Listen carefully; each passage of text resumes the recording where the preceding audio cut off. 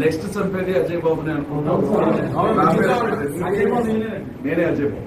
Next చంపేది అజయ్ గారిని గుర్తు పెట్టారు. నా పేరు దీని మీద కూడా మేము చెప్తామంటే కేసు ఇన్వెస్టిగేషన్ లో ఉన్నప్పుడు ఇటువంటి పుకార్లు వ్యాపింపచేయదని మధ్యాహ్నం చెప్పు. నా ఫోన్ ఎవరి ఫేస్బుక్ లో కూడా వేరే వాళ్ళు ఎవరెవరు కూరి బాలాజీ టెంపుల్లో రంగరాజన్ గారి మీద దాడి జరిగింది. మీ అందరికీ జ్ఞాపకం ఉండుంటుంది. రంగరాజన్ గారి మీద దాడి జరిగినప్పుడు దాడి చేసినటువంటి వ్యక్తి వీర రాఘవరెడ్డి అయినా ముఖ్యమంత్రి రేవంత్ రెడ్డి గారితో సహా రంగరాజన్ గారికి ఫోన్ చేశారు. కష్టం ఏదైనా వస్తే నేనున్నాను, ఎవరు భయపడొద్దు, డైరెక్ట్ గా మా ఎమ్మెల్యే దగ్గరకు వస్తాడు అని రంగరాజన్ తో మాట్లాడారు. మా ప్రతిపక్ష పార్టీ అధ్యక్షులు కేటీఆర్ గారు ఆయన దగ్గరికి వెళ్ళి మాట్లాడి వచ్చారు. చివరికి అన్ని పార్టీల వాళ్ళు మీడియా సంస్థలతో సహా వెళ్లారు. అయితే గుర్తుపెట్టుకోవాలి,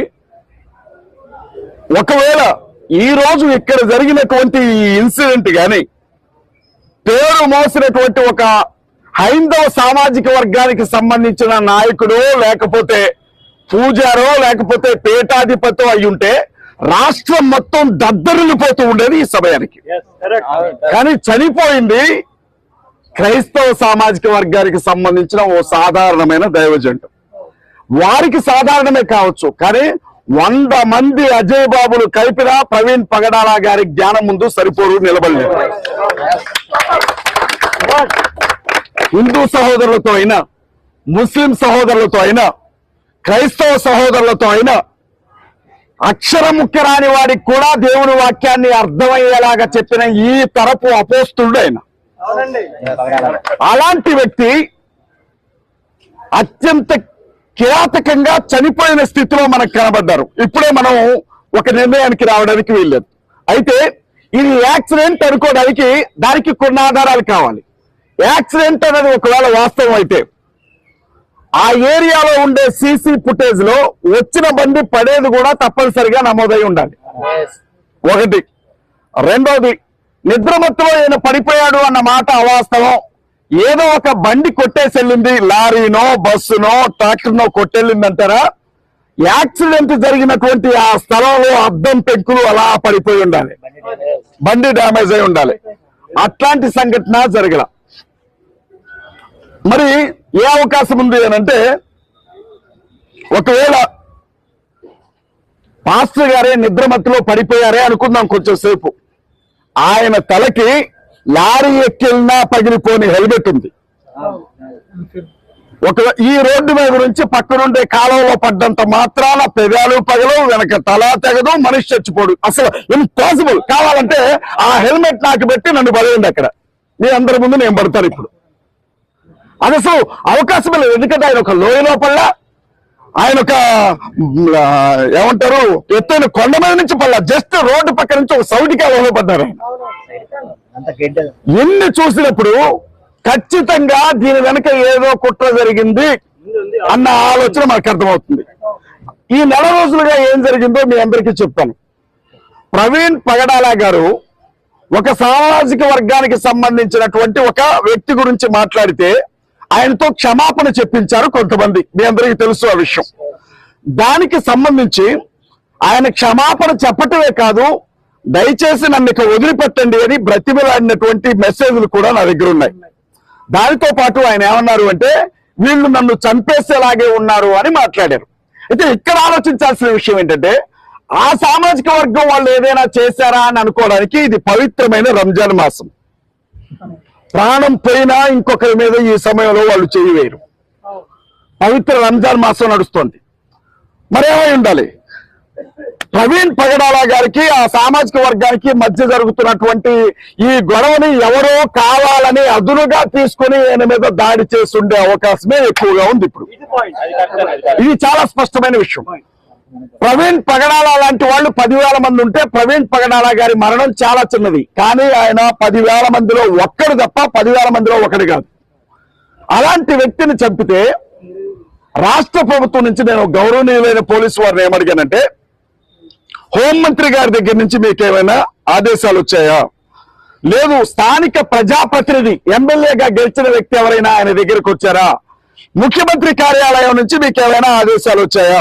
ఎందుకంటే ప్రవీణ్ పగడాల గారి మీద చేయబడ్డం అన్నా చనిపోవడం అన్నా అది యావత్ క్రైస్తవ సమాజానికి సంబంధించినటువంటి విషయం. మేము మీరు దళితులుగా ఎవడు పుట్టాలనుకుంటాడు అనుకున్నటువంటి ప్రభుత్వం కింద బతుకుతున్నాం. మేము ఎందులో బతుకుతున్నాము అనంటే ఈ క్రైస్తవులు పెచ్చిమీరిపై ప్రవర్తిస్తున్నారు, గుడుల దగ్గరకు వచ్చి కూడా వీళ్ళు రోజు మత మార్పిళ్లు చేస్తున్నారు అన్న వ్యక్తుల ప్రభుత్వంలో బ్రతుకుతున్నాం.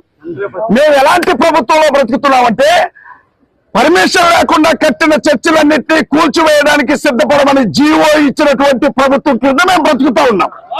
మేము ఎలాంటి ప్రభుత్వం కింద బ్రతుకుతా ఉన్నాము అంటే ఏ స్థితిలోనైనా క్రైస్తవులకు ఏమాత్రం విలువ లేని స్థితిలో మేము బ్రతుకుతా ఉన్నాం. కాబట్టి దీని వెనక ఏదైనా కొట్టుందా, మిమ్మల్ని ఎవరైనా బలవంతం చేస్తున్నారా అని నేను గౌరవనీయులైన పోలీస్ డిపార్ట్మెంట్ అడిగినప్పుడు లేదండి, మేము మా వంతుగా న్యాయబద్ధంగా చట్ట ప్రకారంగా ముందుకు ఈ విషయాన్ని తీసుకొని వెళతాం అని అన్నారు. అయితే ఇక్కడ మనం ఒకటి గుర్తుంచుకోవాలి, ముఖ్యమంత్రి వచ్చిన కేసు రాయాల్సింది ఎస్ఐ గారు, ముఖ్యమంత్రి వచ్చిన ఇన్వెస్టిగేషన్ చేయాల్సింది ఎస్ఐ గారు. కాబట్టి వారిని గౌరవించాల్సినటువంటి బాధ్యత మన మీద ఉంది. నేను ఒకటే డిమాండ్ చేశాను. నేనేమన్నానంటే ప్రవీణ్ పగడాల గారిని ఒకవేళ ఆయన యాక్సిడెంటల్ గానే చనిపోయారనుకుందాం. అయితే ఈ రోజు నా పేరు అజయ్ బాబు, సోషల్ మీడియాలో ఎక్కడ చూసినా ప్రవీణ్ పగడాల గారిని తిడుతూ నెక్స్ట్ చచ్చేది వీడే అని నా పేరుతో ఎక్కడికెక్కడ హ్యాష్ ట్యాగ్లు సర్క్యులేట్ చేస్తా ఉన్నారు. నెక్స్ట్ పోయేది అజయ్ గాడే, నెక్స్ట్ చచ్చేది వీడే అని. నేనేమంటున్నానంటే ఆయన ఆత్మహత్య, క్షమించండి, సూసైడ్ ఏమంటారు దాన్ని, యాక్సిడెంటల్ గా చనిపోయి ఉంటే నెక్స్ట్ యాక్సిడెంట్ లో నేను పోవాలని కోరుకోవడం వేరు. కానీ ఆయన పోయాడు, నెక్స్ట్ పోయేది నువ్వే అంటే ఆయన చంపారా అని నేను అడుగుతా ఉన్నాయి. ఖచ్చితంగా ఈ విషయాలన్నీ బయటకు రావాలి. ఏదో మనమేమో ఎందుకంటే ఒక్కరన్నారంటే ఆకతాయి అన్నాడు అనుకోవచ్చు. బీజేపీ పార్టీకి సంబంధించిన నాయకులు వాళ్ళ పేజీల్లో సర్క్యులేట్ చేస్తున్నారు. రెండో విషయం చెప్తాను, మీ అందరికీ శివశక్తి కరుణాకర్ సుబ్బిన బాగా తెలుసు.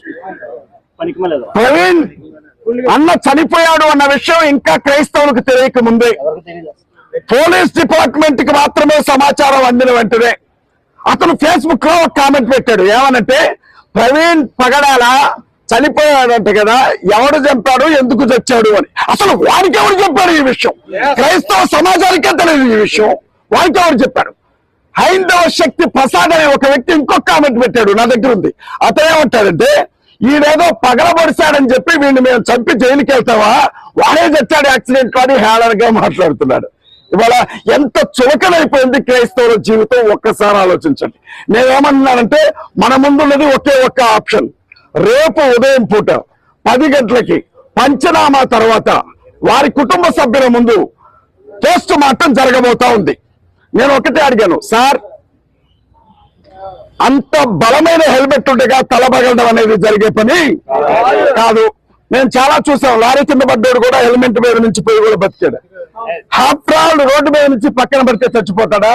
కథ వేరే ఉంది, దయచేసి గమనించండి, మీకు సహకరిస్తామని చెప్పాను. నేను రేపొద్దున చట్టబద్ధంగా డాక్టర్లు నేను ఒకటే చెప్తా ఉన్నా, అందరికీ కుటుంబాలు ఉంటాయి. ఒత్తిళ్లకు లోనే అబద్ధపు రిపోర్ట్లు ఇవ్వద్దని ఒక్కొక్కరి పాదాలు పట్టుకొని బతిలాడుతూ ఉన్నాను. ఏం జరిగిందో ఉన్నది ఉన్నట్లుగా చెప్పండి. ఒకవేళ అది యాక్సిడెంట్ అయితే 1 గంట సేపు ఏడ్చి వెళ్ళిపోతాం. కానీ అది ఒకవేళ హత్య అయి ఉంటే మాత్రం మీరు గమనించాలి, రాత్రి 11:30 సమయంలో చనిపోయినటువంటి వ్యక్తి 24 గంటల వరకు బిగుసుకుపోయే అవకాశం ఉండదు. శవం ఎప్పుడు కూడా గుర్తుపెట్టుకోండి. కానీ డెడ్ బాడీ బిగుసుకుపోయింది. నేనేమంటున్నా అంటే మనిషి ఎక్కడే చచ్చిపోయాడా, ఎక్కడైనా చంపి చిత్రహింసలు పెట్టి తెచ్చి ఎక్కడ పడేశారా అనే విషయం తెలియాలి మాకు. ఆ ఒంటి మీద ఒకవేళ యాక్సిడెంట్ అయి ఉంటే బండికి ఏ దెబ్బలు లేవు, ఒంటి మీద ఏ గాయాలు లేవు. సహజంగా యాక్సిడెంట్ అయితే ఒంటి మీద ఉన్న షర్ట్లు గిట్లు మొత్తం కూడా చిరిగిపోతాయి. ఒక్క మూతి పగిలిపోయింది తప్ప ఎలా ఉంది, రాళ్లతో కొట్టినట్టు కర్రతో కొట్టినట్టు కట్ చేసినట్టు విడిపోయింది తప్ప వేరే దారి లేదు. నేను ఒక లాయర్ గా ఒకటే చెప్తా ఉన్నా, రేపు పోస్ట్ మార్టం వచ్చే వరకు బాల్ ఖచ్చితంగా పోలీస్ డిపార్ట్మెంట్ చేతుల్లోనే ఉంటుంది. పోస్ట్ మార్టం రిపోర్ట్ న్యాయబద్ధంగా వచ్చిందో లేదో చూద్దాం, అంతవరకు ఓపిక పడదాం. ప్రవీణ్ పగడాల గారు వేరే కుటుంబ సభ్యుడు అనుకోవద్దు, అది నువ్వే కావచ్చు రేపొద్దున. అది నేనే కావచ్చు. డినామినేషన్ సేవలు నేను విజయప్రసాద్ రెడ్డి అని వచ్చారట, చేతులెత్తి దండం పెడతా ఉన్నా విజయప్రసాద్ రెడ్డి అనికి. వికేఆర్ గారు వచ్చారట, జేమ్స్ గారు వచ్చారట, హనీ జాన్సన్ గారు వచ్చారట, పెద్ద పెద్ద నాయకులందరూ వచ్చారట. ఎక్కడో తెలంగాణ నుంచి 3ంటికి తెలిస్తే బయలుదేరి నేను కూడా వచ్చాను, చిన్న చిత్తగా అనుకుంటా. ఎందుకంటున్నానంటే మన పద్ధతులు వేరు కావచ్చు, మన డినామినేషన్లు వేరు కావచ్చు, మనకు అభిప్రాయ భేదాలు ఉండొచ్చు, కానీ క్రైస్తవుడికి కష్టం వచ్చిందంటే మాత్రం మనందరం ఒకటే. ఒకే పార్టీ మీద నిలబడాలి మనం.